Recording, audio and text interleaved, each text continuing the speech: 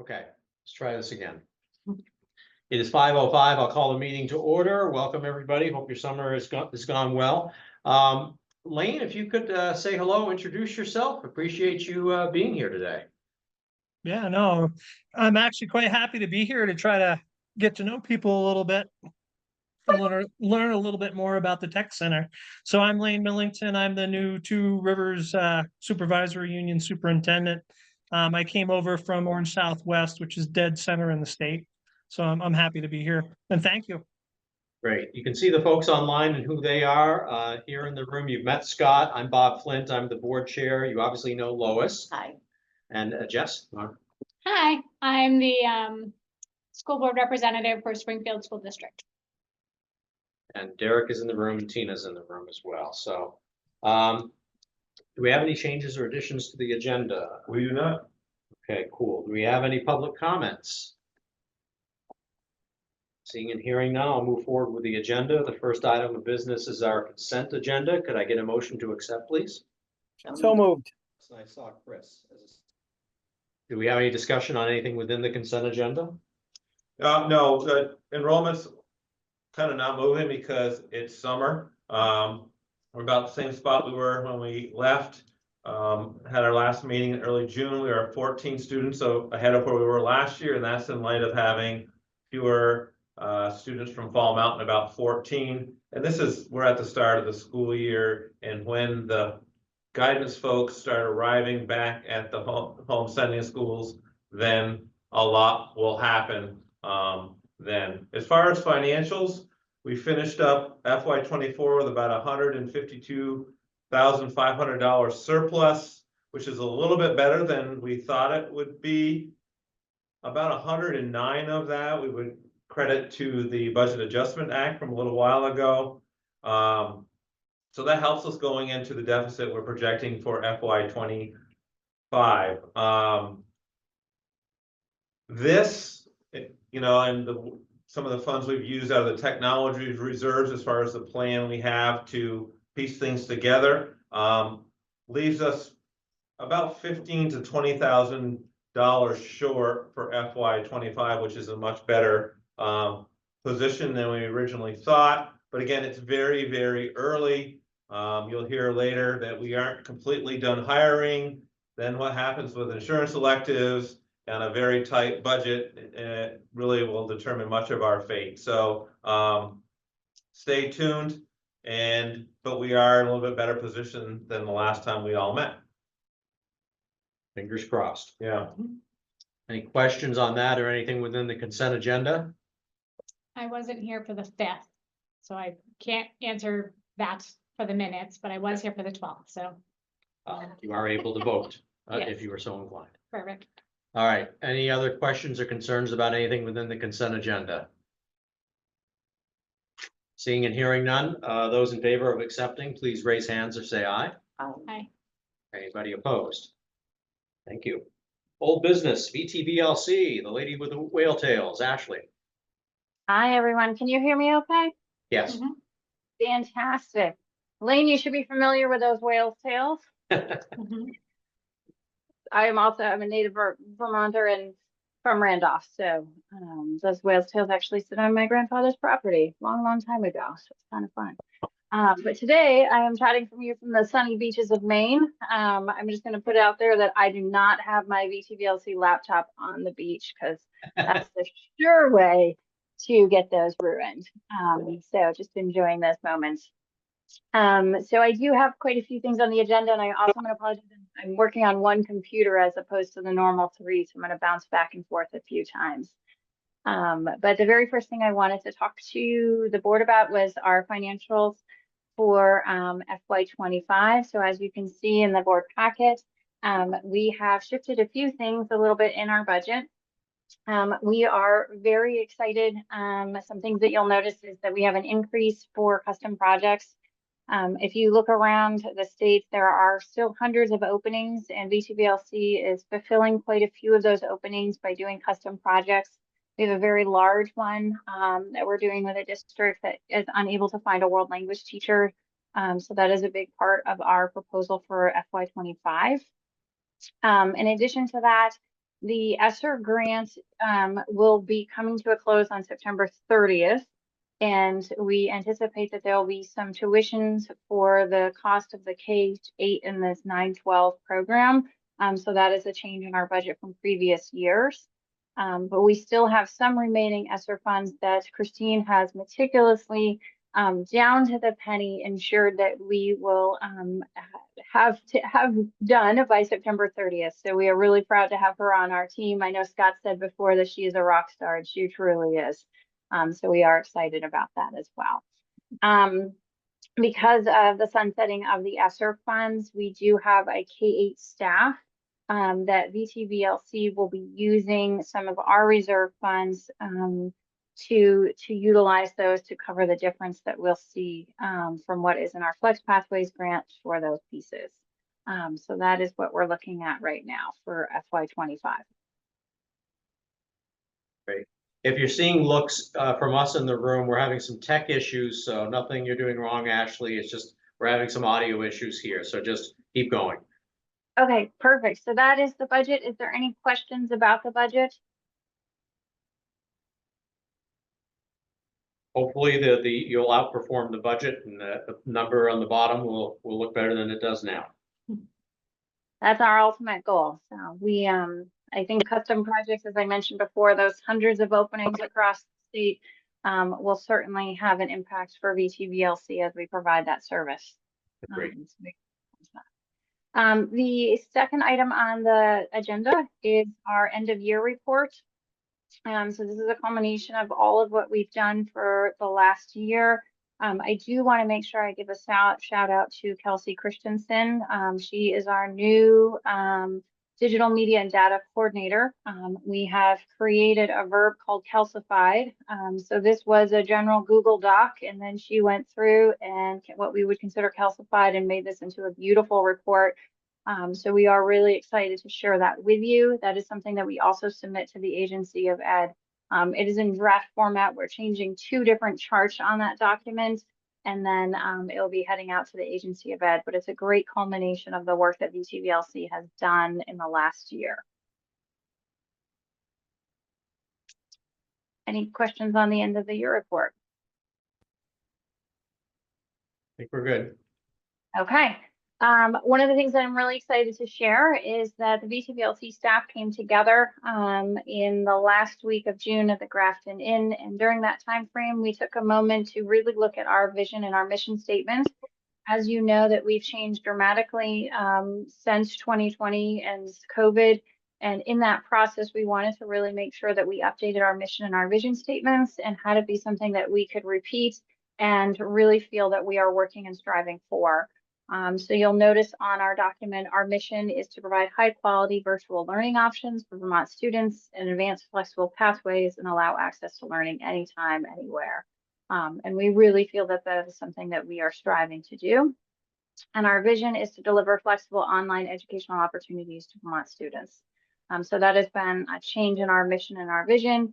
And we look forward to gathering information and reflecting on those mission and vision statements for this year. We have been putting it out, and we've had great reception from those that we work with. Any questions about that? I did want to give a marine biology update. If you had followed the marine biology, the great adventure of marine biology at VTVLC this year, you would have done nothing but smile. So we have changed. If you follow the path, we originally were going to Bermuda, and then we ended up going to the Caymans because we had a really small group of students. The day before we were supposed to fly to the Caymans, there was a hurricane that came through. And I have a really great, Tara Evans is leading the charge of marine biology, and she said, "Don't worry, Ashley, the hurricane actually did not hit the Caymans. We are good to go." And I said, "Let's go." So lo and behold, they got stuck in Burlington. So amidst everything that happened in this world of chaos of the marine biology, they could not take off out of Burlington. And when they were able to take off from Burlington, they were going to be stuck in Newark. There are just very few flights from Grand Cayman to Little Cayman, and they were all full. So there was no way. And I said, well, marine biology would not be fun in Newark. So let's reschedule. So that group will actually be going on their trip in January. Sounds They like- have been, sorry, they've been fantastic with their flexibility, amidst many little events that happened that sort of derailed them. So they will be going in January, still going back to the Caymans. And we will look at returning to Bermuda for the next group. So you'll see me in September asking for approval for the next marine biology trip, and hoping that they will be off the ground in our normal time frame and not going in January as they are now. So great group of resilient people. If you know Tara Evans, she works with us in our tech department. I think that she must have been a travel agent in her former careers, and if not, that is what she should do, because she is fantastic. If you need help planning a vacation or going anywhere, she's your one to reach out to. So definitely amazing. So that is a marine biology update. Okay. Any questions about that? Keep going. Okay. All right, I'll keep going. So I did just want to give a shout out to Kelsey Christensen. She wrote an API and presented at InstructureCon in Vegas. I did include her presentation. Since then, many people have reached to us around the virtual world and in the tech world to learn more about what she did. It was a fantastic presentation and useful. It's one of those presentations that you go into and you can walk out with a tool in your hands. So just a huge shout out to Kelsey.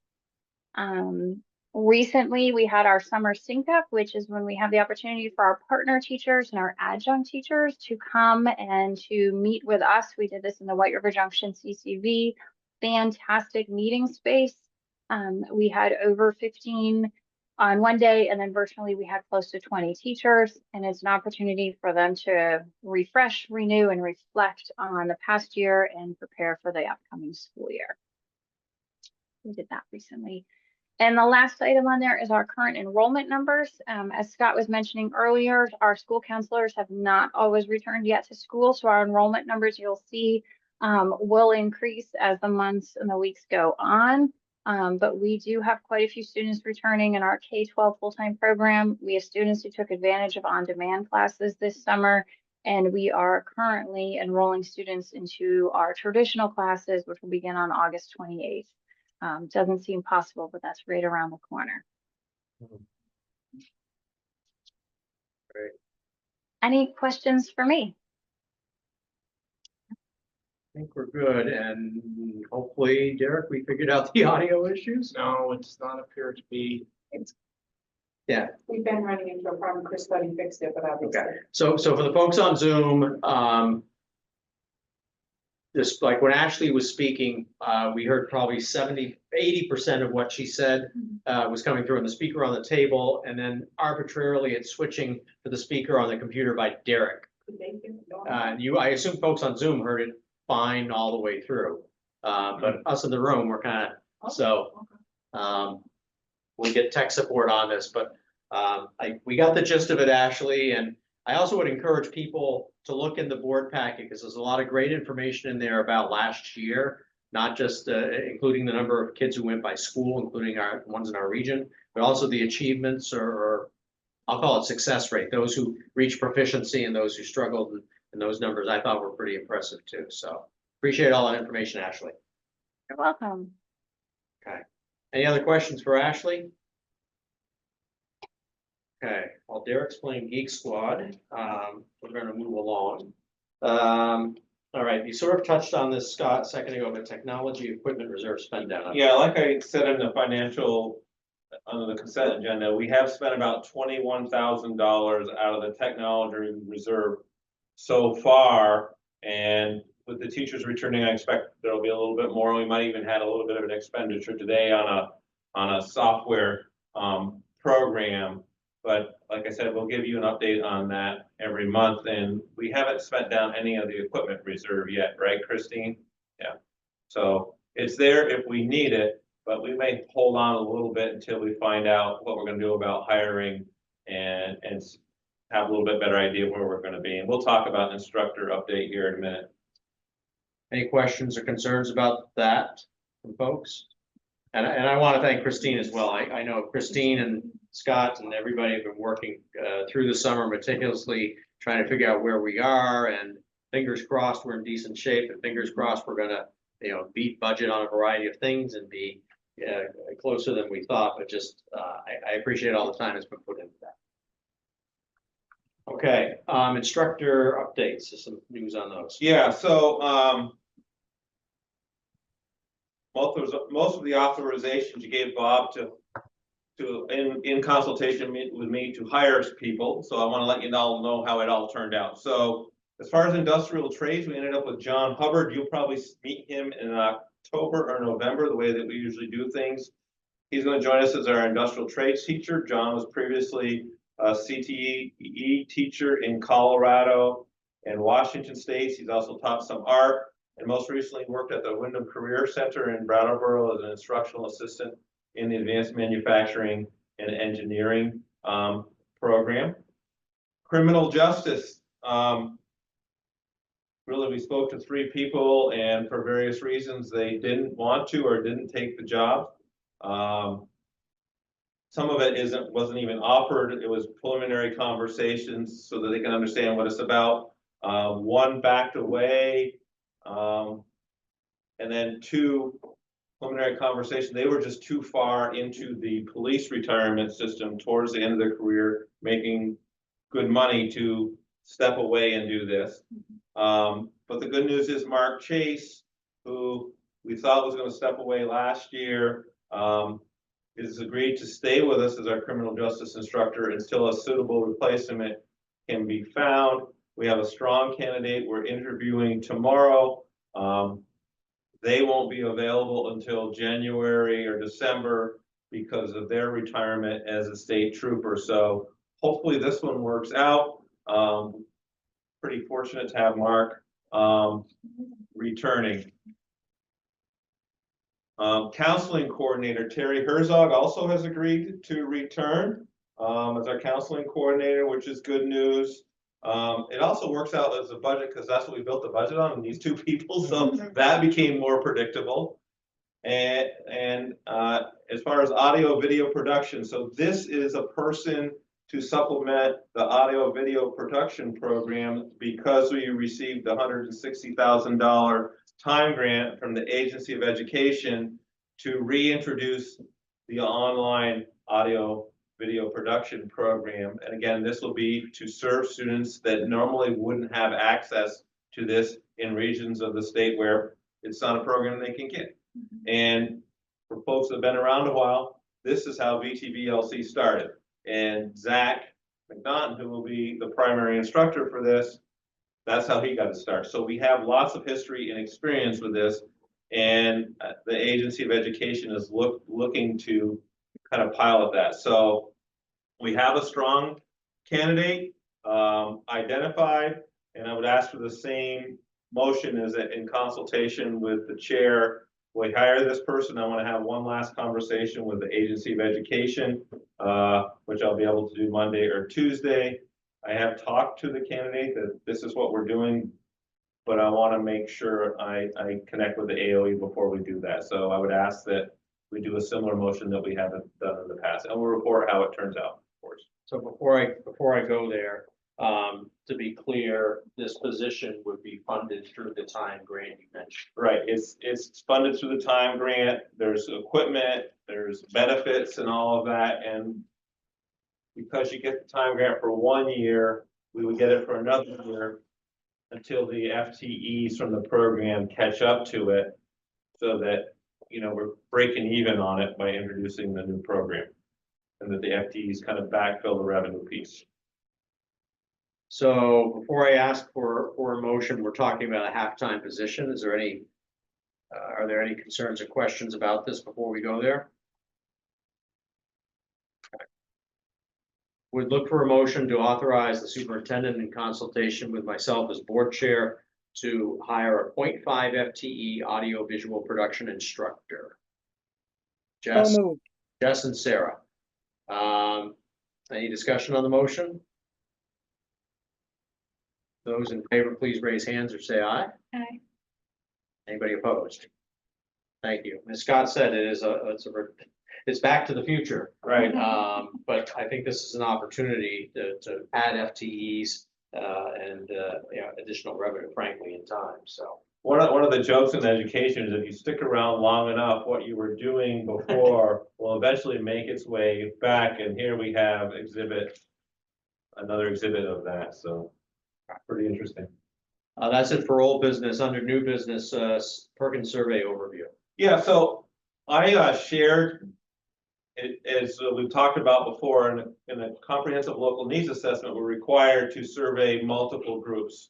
So what I did is I gave you the summary of what those groups reported. So we have the faculty and staff, high school students that didn't attend, and this is kind of all bundled in one thing. We have the employer survey, we have current student survey and parent survey. What it is overwhelmingly very, very positive. There are some pieces that we need to do some work on. It's the last time I remember the biggest issue with the students was stuff that happens on their transportation here, which is on the buses. And that number is lower, but it's still one of the higher points of dissatisfaction among the students. I like the parent survey. 100% of the parents think that it's a valuable experience for their students to come here. And the other general observation that I had is in asking our current students about accessing career and technical education, and then the students that didn't come here, which is a really hard group to get your hands around because they get a survey sent by their principal. Why would they even do it anyways? But 19 of them did it. There's a lowering of adults basically tried to talk me out of attending CTE, that is a significant shift from what it was before. There's much less of discouraging students from accessing CTE, and I think that's for a variety of reasons, but I think it's reputation and the buzz in all around about CTE is a pretty good thing to do. So just thought I would share those observations with you and get a picture of, what kind of feedback we've gotten. Those were in the packet. I don't know if folks had a chance to look at it or anything that surprised anybody or anything you'd like to know more about. There was one, I don't know if I'll be able to find it now. When the question, why did you not enroll? A lot of the answers are cut off, but it seems like, either my parents didn't support it, I didn't think it would work.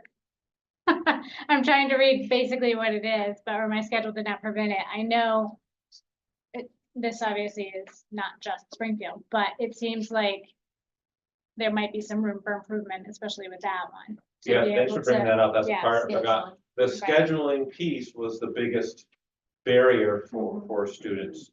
And this survey was done in January or February. And part of the challenge is the non-alignment of local graduation standards and the academics that come with RVTC. Now, in the meantime, what has happened using this FY24 Perkins funds, Cynthia and Michelle collaborated with all our sending schools and did a crosswalk of what the graduation requirements were at the sending school and what was embedded in the CTE proficiency list, and sorted out a whole big rubric of how that would all work. So hopefully the hope is that will mitigate some of the challenges as far as being able to fit it all in the schedule, but it is part of what the tech directors around the state have talked about for years, is that the different graduation requirements that exist from high school to high school, and how does that align with career and technical education? And if you put 20, basically equivalent of a 28 credit requirement in the possibility of 32 total credits, it's almost impossible to fit it all in. Mhm. So hopefully this crosswalking helped.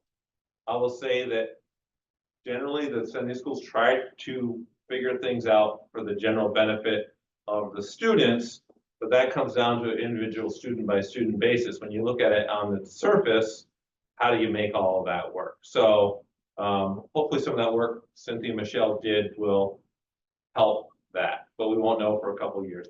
Right. That being said, enrollments are up from every one of our Sunday schools, except for Fall Mountain, where politics is the problem. Any other discussion? Okay. All right, good job, and obviously a couple things to work on, but generally just kind of reinforcing the positive things going on here, so.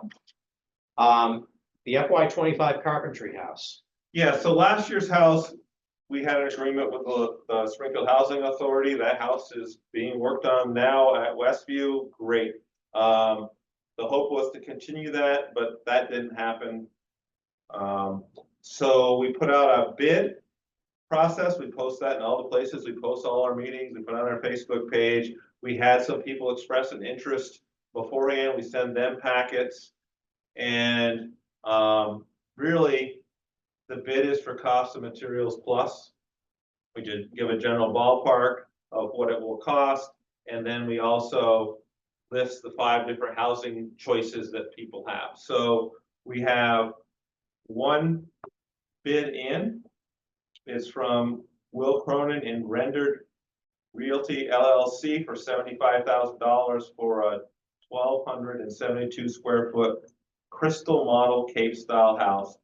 I would ask the board to accept that bid. My understanding is that the house is going to go on a vacant lot in town where the house doesn't exist. I think it's where a house burned down and got knocked down. But Tina and I have two different ideas of what street that's going to be on. But the idea is affordable housing where there was a house but isn't anymore. Just for the record, I want noted that it was published in the newspaper, the Vermont Journal, so Yep, just for the record. Yeah, great. Where we usually publish our notices, yeah. So any thoughts or questions on this? This is kind of pro forma for those of us that have been on the board. Do you need a motion? I'm getting to that. Okay. So need a Yeah, motion? Go ahead, Chris. well, just my question is $75,000 within budget? Oh, yes. Yes. I think we're pleased with that bid.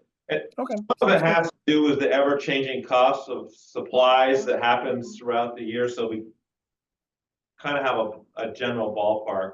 And some of it is based on, they may want to adjust, hey, I want to get the better windows, but we don't know that until we get there.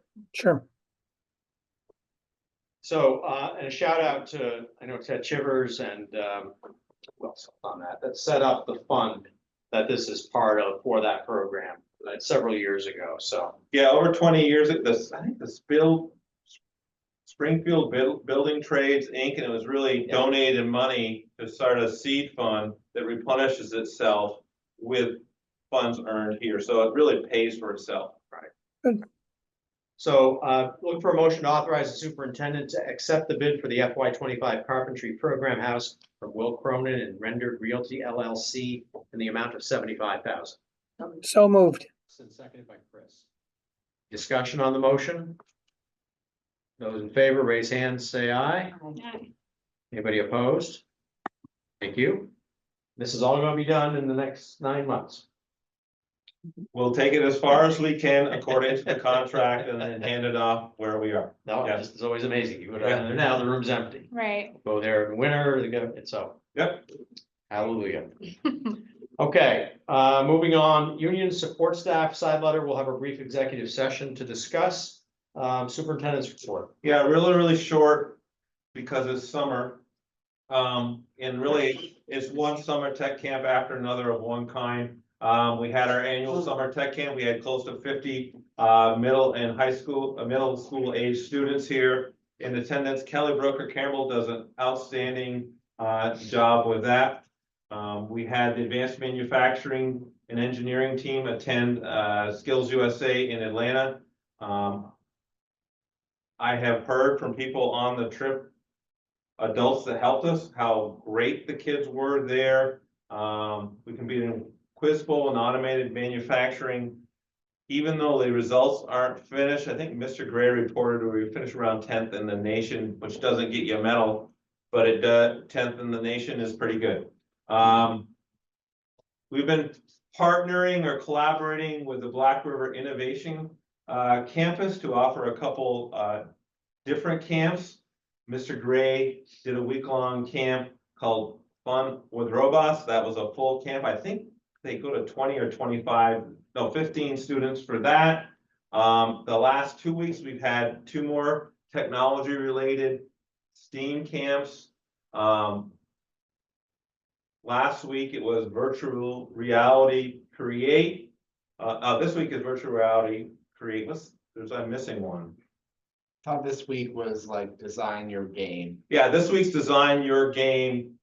Last week was the virtual reality create piece. And I was a panelist for the ROPA review at Vermont State University for the teacher prep program.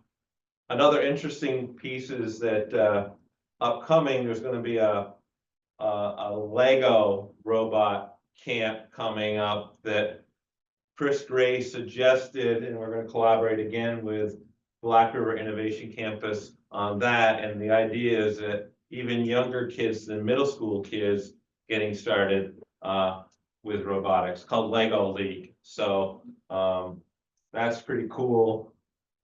And then you can see all the meetings I went to. Oh, hey, there's a cat. Sarah has a cat. Squirrel. Sam paying attention. So on the, one of the cool things, many cool things about the stuff this summer, which is great. I heard wonderful things about the Lego activity thing. Some of that's being funded by a group of Springfield High School alumni who have formed a nonprofit called the Cosmos Fund. And they are using this as an example of funding things to promote STEAM education. So, and they have much broader ambitions than this. So they're gonna go hit up their alumni all around the country and hopefully get them to pony up so we can do more cool things. Great. Any questions about any of that?